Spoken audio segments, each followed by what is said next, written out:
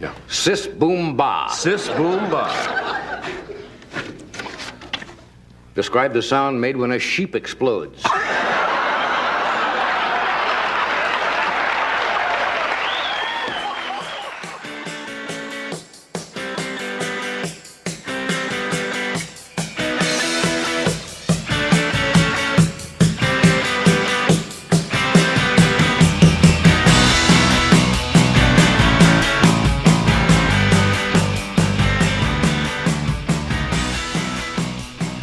Welcome to the Expanding Universe. I'm Ryan Marciniak. I'm Jesse Robertson. Let's get right to it.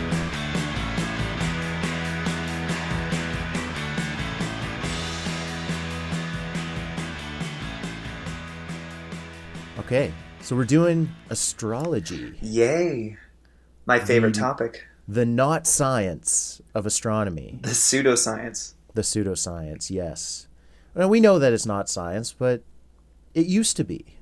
Now, this is the interesting thing, is that astrology and astronomy used to be the same thing. They were the accepted form of celestial science.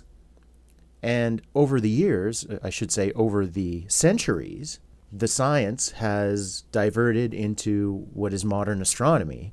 And the pseudoscience has been kind of left in the dust, still doing the exact same thing, never changing, never advancing, and that's what we call astrology. And so if you go back far enough into history, there is a basis for comparison with astronomy and astrology, and the astrology did start off with real observations of the cosmos. Yeah, it literally was science. It was exactly what science should be. It in the sense that it was looking up, taking observations, and making predictions based on the observations. There was two kinds of predictions that it would make. One kind of predictions that were really good, and one kind of predictions that were really bad.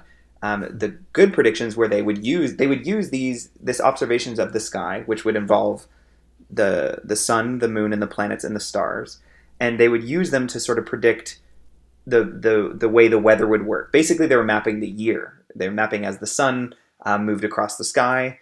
They would map how the moon moved across the sky and how the month would change, and they would be able to keep track of when's the best time to plant our agriculture, to plant our crops. When's the best time to pull it up out of the ground? When's the best time to get ready for colder weather or hotter weather, depending on where you are and how you live. All of that mattered, and those predictions were based on like precise measurements of the sky, and that was good science.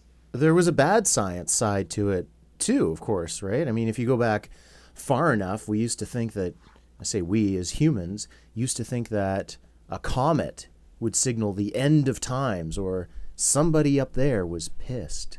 and you better watch out. You better do something to make them happy right away. And it was a lot of it was because we didn't understand. We didn't understand what a comet really was. And oftentimes, if these celestial events, a comet, an eclipse was another good one, these big things that happen in space, that if they would coincide with something big that was happening in a community, a kingdom, that would be the sign. That would be like, oh no, we've upset the gods. They've shown us that they're upset with this big thing in the sky, and now our crops have died. It's a sign. It's so easy to just like make those leaps. Well, it is, and I wanted to talk about this part with astrology specifically, is that humans were very good at finding meaning in our lives. We find ways to kind of keep us going and keep us interested in the world around us, and finding patterns in stars. That's why we have constellations, and finding meaning in our lives is what drives us to continue living them in a certain way. Do you know the that thing of you always seeing faces in random objects? Do you know what that is? Oh, yeah. Well, the face on called Mars. Pareidolia. Oh, interesting. I didn't know it had a name. Yeah, it's a specific Condition? Psychological condition or Yeah, phenomenon. But we all do it, and we all, because our brains are hardwired to see faces. In fact, you know what they've done?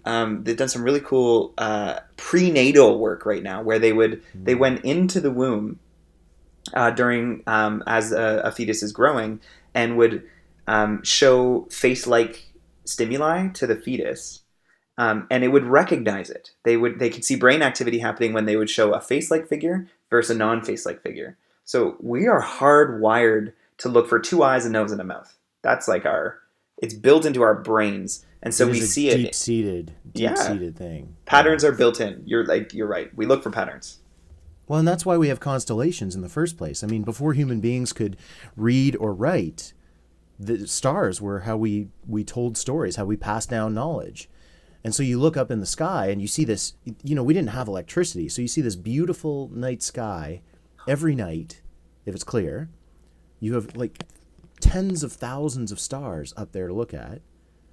Of course, you're going to see these shapes and these patterns. You're going to see animals that you recognize. You're going to see heroes in your community.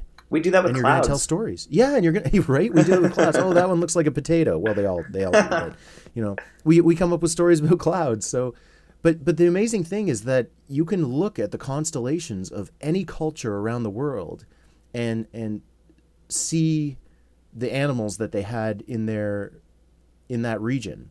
For example, all the northern communities, Native Canadians, Russian, Siberia, anywhere north, they all have a bear in their mythology, in their constellations, which is really amazing. And it's just something that's part of everyday life. It's part of your world. So you're going to see it. And if you have to tell your kids, watch out for the bear is dangerous. There's the shape of the bear up in the sky, right? So that pattern recognition and that ability to communicate by using these patterns that we can all see is a big part of being human. Now we're getting into the psychology of it a little bit, but there is, like we've said, a bit of basis for horoscopes and for the zodiac signs as we go back. Yeah, there's a cultural, historical storytelling basis, as well as what I was mentioning with the agriculture, weather patterning, and daytime light patterning. You're looking it helps to know as a society how long your day is going to be. It helps to know when the weather's going to get cold. That's what was the real power, the real true power of being so adept at learning the night sky. And the precision was strong. They could predict exactly when eclipses were going to happen because they knew where everything moved and when. And that was true science. Now we've diverged since then, and that is because the stretches that have been made is when what astrology does is say that the location of things in the sky when you're born can determine the kind of person you are. And that's when people start going, I don't know. Well, you and me at least. I don't know about that. And it's been proven to not be true. I mean, the scientific validity of astrology ended 1,000 years ago, right? It ended as soon as we said, okay, this is the path that the sun takes. These are the zodiac constellations. We're done. That's it. And then everything after that was this stretch about what kind of person you are and the planets influencing you and all that, So there's an interesting... whenever I talk about this with other people, I like to say how bang on everybody was at the beginning. Because first of all, the whole basis of everything is that the sun moves through our sky.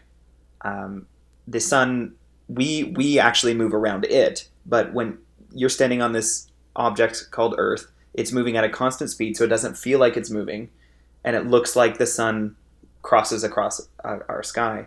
And its pathway through the sky goes through the 12 zodiac constellations, 13 depending on who you talk to, and that was seen as important because the sun was seen as a god at the time, because the sun's the life giver.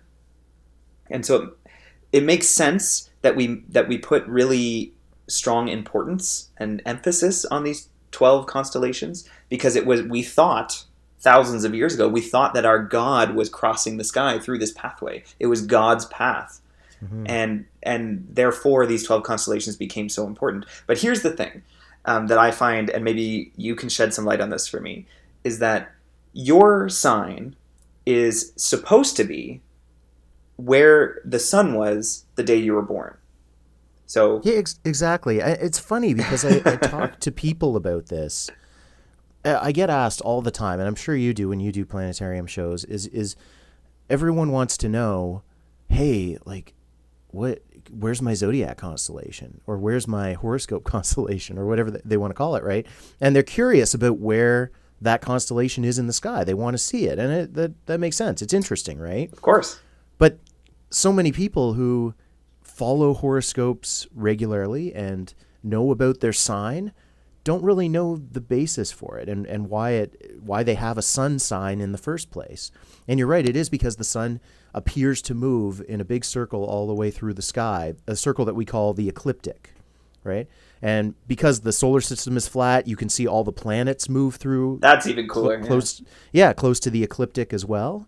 And so not only does the sun go into those 12 constellations, all the planets, the visible planets, do as well, including, Uranus and Neptune, less visible, but they do as well. Did you know that Uranus is visible to the naked eye?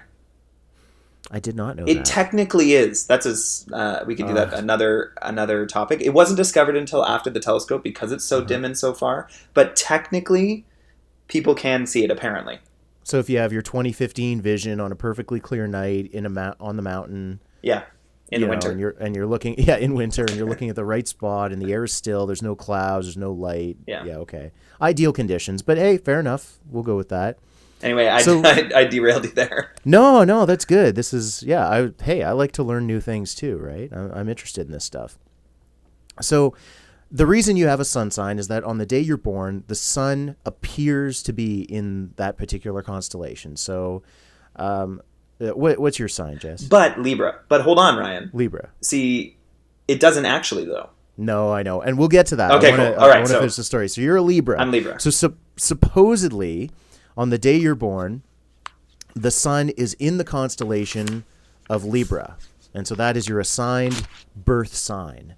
And then 6 months later, the sun is on the opposite side of the sky, and you can actually look at your constellation up there. And somehow that's supposed to determine what's going to happen in your life. And then you also have different influences from the visible planets and the non-visible planets as they move into and out of the specific signs, all those 12 zodiac signs, which is kind of 13 as well. I'll allude to another thing that we'll talk about.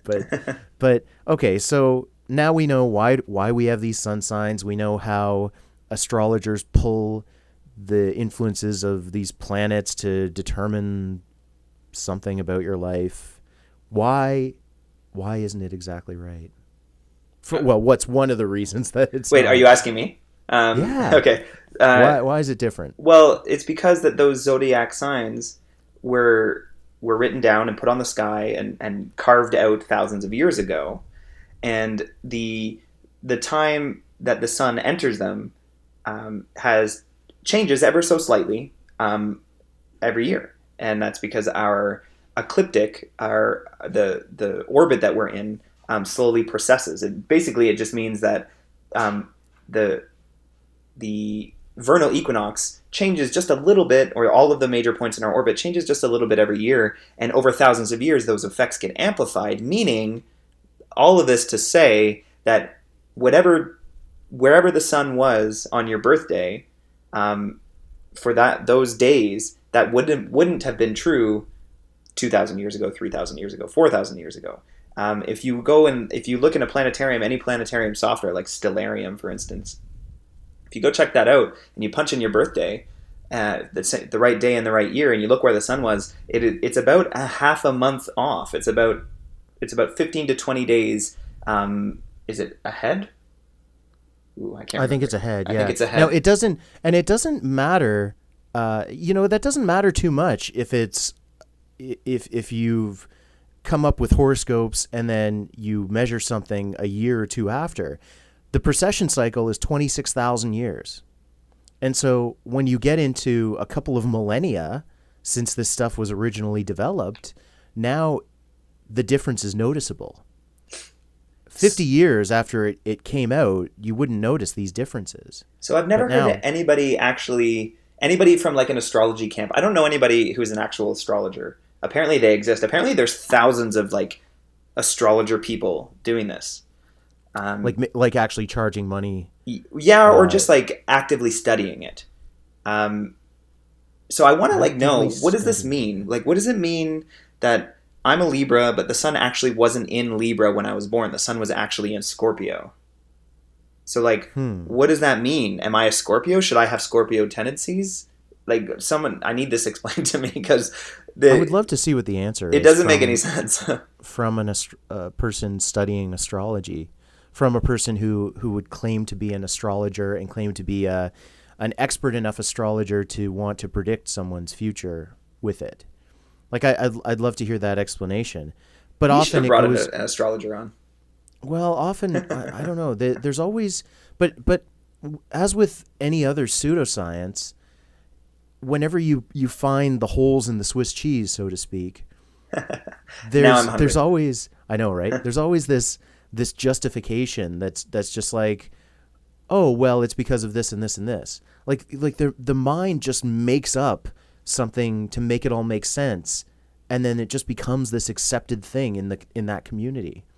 And so I wonder if they've had this question enough times, and they've found some justification for it. It's like the whole flat Earth thing, which we should do an episode on too. Oh, I would love to do that. Right? Like I'm super interested in You can that. point out all the evidence, all the data, all the experiments, and there's always some justification. It's always, oh no, well it's totally a cover up from the government, or it's totally just everybody pulling the wool over our eyes, and you need to wake up, man, you're missing it all, right? Like what I'm getting at is that if you really did confront somebody who has this deep-seated belief with some real evidence and real experiments that they could do that would alter their view or show that there are some holes in the theory that they have, even if it's not a big hole, but a little bit that they need to change, the response is often, no. There's nothing wrong with the stuff I'm doing. You just misinterpreted it. It's this way instead. So what you're talking about confirmation bias, and you're talking about conspiracy theory thinking. There was a really good Quirks and Quarks episode recently Bob had a guy on that was talking specifically about the people who believe conspiracy theories, and they were studying like their behavior, their psychological decision making process. And here's a really cool part of it. So they would take things like that were completely random, literally random, right? So like say a series of numbers that was literally designed to be as random as possible. And they didn't tell any of the participants in this study. They just said, here's a sequence of numbers, tell us the pattern. And some people would say there is a pattern, and some people would say there isn't.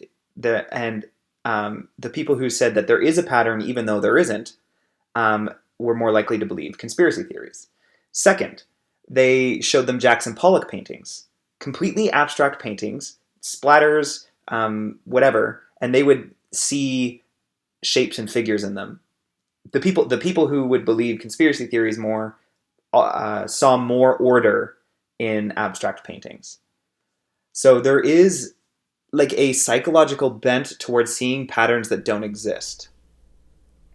Wow. And that makes you that's more really susceptible. interesting to me. Yeah. And it kind of makes sense when you think about it, right? Is there's that stronger, I don't know if you call it a need or a stronger inclination to finding patterns in Noise. anything, finding meaning, maybe. I don't know, call it that. But you were talking earlier about this study, I think before we started the show, you were talking about a study that you saw about a double-blind study to test astrology? Yeah, I want to hear about this. I'm excited about this. So you always hear people saying that astrology has been debunked, but I wanted to go and like read some of them because I personally didn't believe that the stars can tell me what kind of person I am, but I wanted to see the science backing that up. And so the one study I read, it was from 1985, and I'm sure there's been many, many more since. But the study was set up in two ways. Got a group of people together, like regular people, 12 of them, and then some astrologers. And those astrologers didn't know who any of those 12 people were. All they had was their birthdays. And those astrologers wrote up a chart or prediction or description of each person, each one of the 12 people, based on their birthday, based on what they know of celestial things. And then without writing any of their names or birthdays or anything, any identifying marks, they gave it back to the 12 people, and each of the people got to look at all 12 and decide which one was theirs. So basically, astrologers didn't know who the people were, and the people didn't know who the astrologers were, or which one of their 12 was their prediction. And they were asked to choose which one they thought was theirs. The astrologers wrote a prediction for each group, each person, so there was 12 of them, and then each person was presented with 3. One was theirs, and the other 2 were fakes, were from the other people. And so the hypothesis would be that if it's random chance, they would guess which one was theirs, and if it's random chance, then it would be 33% of the time. And that's exactly what happened. 33% of the time, from the 3 choices that they had, they would choose their correct one. Meaning, the astrologers are... it means that the predictions that an astrologer gives is only as good as random chance. So if it does align with you, of being right, yeah. if you feel like it aligns with you, if an astrologer is telling you something and it feels like it aligns with you, then you are the 33%. And 66% of what they've said has been random. Wow. Now, see, that's amazing, because that is scientific proof that it's complete luck if they get it right. There is your scientific proof that, I'm sorry, astrology just doesn't work. Here's the thing, though, is I could see the response from an astrologer, and they'd be like, well, their methods aren't quite right. The ones, in that study, they were doing things a little bit differently. They didn't account for this. And, there's always this kind of hand-waving, putting it away to, no, that's just them. They're wrong. My stuff really works. Or the larger community of us know what's going on, and we do it properly. I don't know where they got those hacks. There's always some explanation to get rid of it. Right? I saw another one. This one was more fun. I should find it. It was a teacher has been doing it. It's like in a classroom, and I think it was either college or late high school. You may have seen this as well, where what this professor would do is say, okay, I've created this program, and this program is a personality test thing. And what it does is it takes in some information from you, some basic stuff, and then it spits out a personality. And I'm trying to test to see whether or not it's doing a good job. So what I've done is I've taken your basic information and I've punched out a personality for you. And he gave each person each student in the class like a little piece of paper with like a paragraph on it. Mm-hmm. And said, okay, I want everybody to read it, and gave them like 5 minutes to read it, and then asked the question, okay, who thinks that this represents them as a person in general? And like most of the classroom put their hand up, or a large number of hands went up.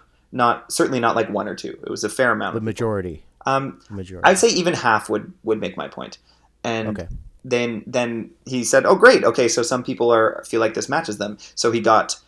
He's like, would anybody like to read theirs? And so this person gets up and starts reading theirs, and the people realize very quickly, once this person starts reading theirs aloud, that every single person in the room had the exact same paragraph. Yeah. And that, I think, is a perfect example of exactly the power of generalities. It's true. Actually, I'm glad you brought that up, because I was thinking about the last time I actually read a horoscope, and you see them in the paper, and every time I read them nowadays, it's I really don't think they're trying that hard. I know. Like, it's become much so more bad. Advice than it is actually telling anybody anything. Maybe because the bullshit meter for most people is through the roof now, but they're always like, a chance encounter leads to happiness. Beware. And like, that's the whole thing. And you're supposed to like, oh my God, they were totally right. So what's your sign? It's just become, what's that? What's your sign? My sign? Capricorn.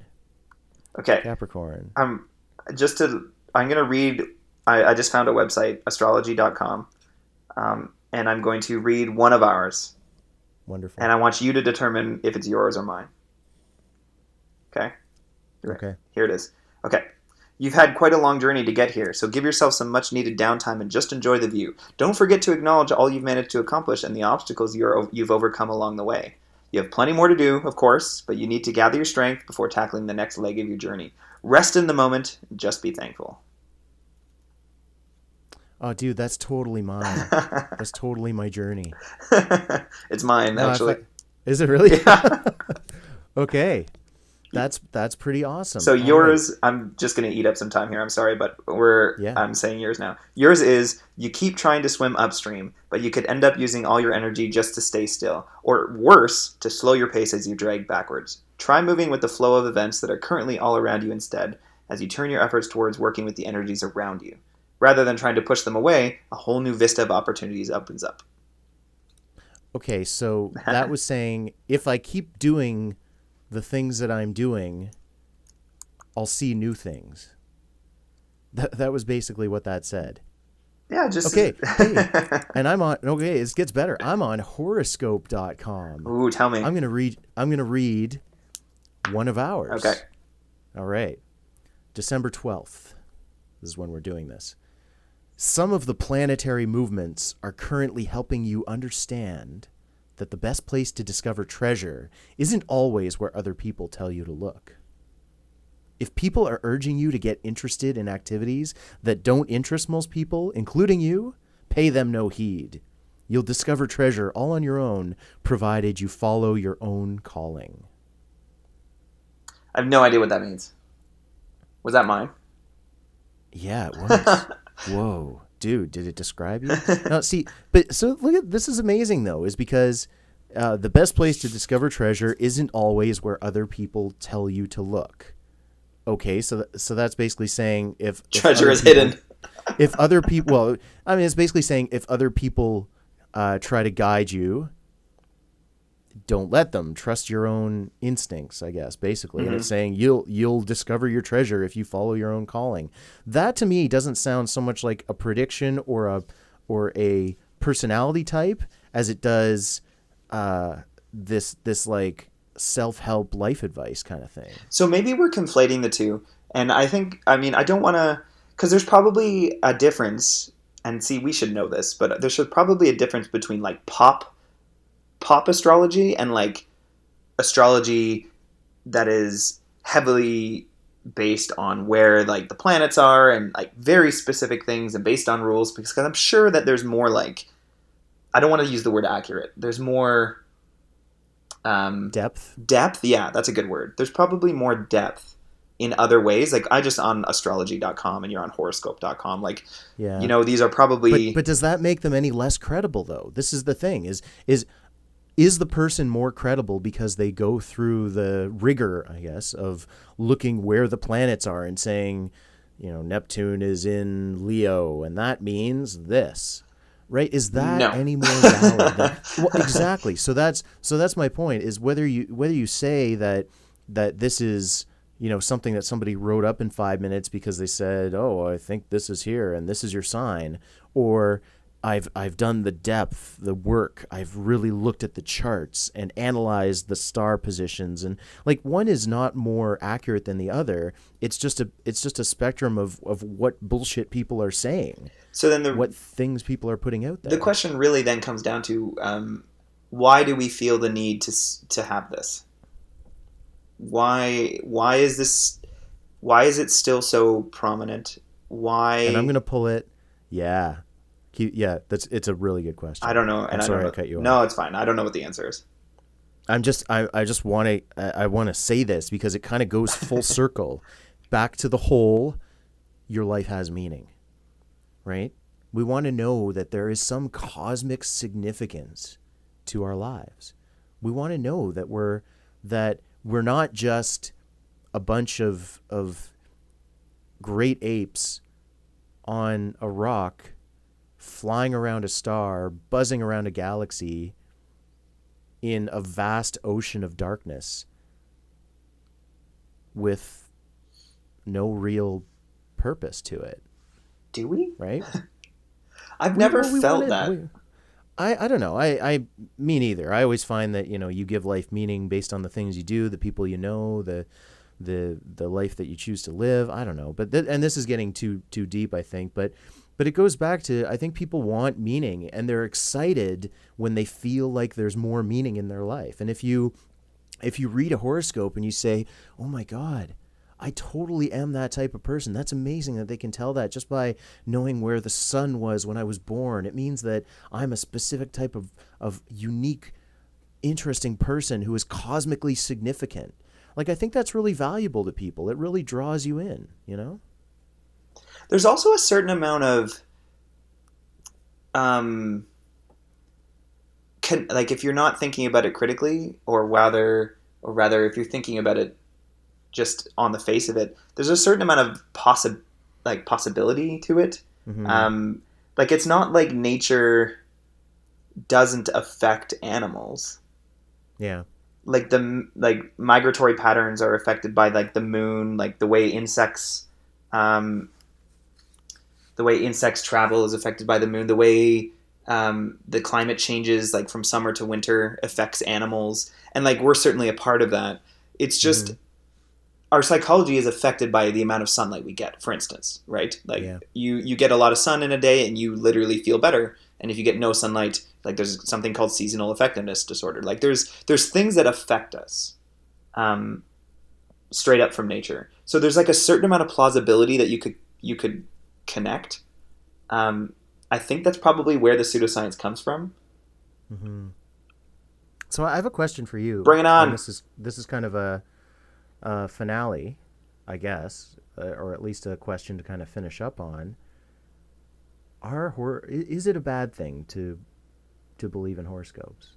I don't think it's a bad thing to believe in anything if you're not hurting anyone else.